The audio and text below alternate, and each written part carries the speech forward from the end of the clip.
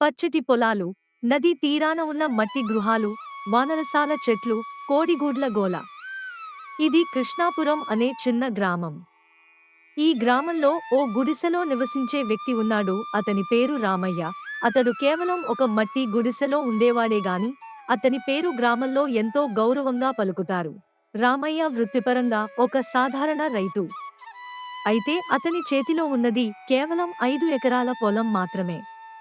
ఇతర రైతులు ఎకసాలపైనే వేలాది రూపాయలు ఖర్చు పెడుతూ విత్తనాలు వేసేవారు. కాని రామయ్య తన పొలం కోసం ప్రత్యేకమైన పద్ధతిని అనుసరించేవాడు. పురాతన పద్ధతులను ఆధునికంగా మార్చి సహజ సిద్ధమైన పద్ధతుల్లో సాగు చేసేవాడు. అతను ఎప్పుడూ వృధా ఖర్చు చేయకుండా రైతు జీవితాన్ని గౌరవంగా సాగించేవాడు. గ్రామంలోని పెద్ద మనుషులు చాలామందికి తెలుసు రామయ్య దగ్గర డబ్బు తక్కువ, కానీ బుద్ధి ఎక్కువ. అతడు ఎప్పుడూ ఎవరైనా సహాయం అడిగితే వెంటనే చేయడం, చిన్న పిల్లలకు విద్యలో సహాయం చేయడం, వృద్ధులకు సహాయం చేయడం వంటివి చేసేవాడు. ఒకరోజు గ్రామానికి ఓ వాడి వచ్చాడు. అతను పెద్ద పెద్ద భవనాలు కట్టించుకున్నవాడు.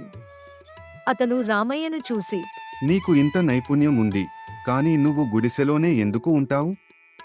నా దగ్గర పనిచేస్తే నేను నీకు మంచి ఇల్లు కట్టిస్తాను అని అన్నాడు. అది విన్న రామయ్య చిరునవ్వుతో, స్వామి, నాకెందుకు పెద్ద ఇల్లు? ఈ గుడిసెలో నాకు అన్నీ ఉన్నాయి. నేను సంతృప్తిగా ఉన్నాను. నిజమైన ధనం మన హృదయంలో ఉంటుంది, సంపదలో కాదు అన్నాడు.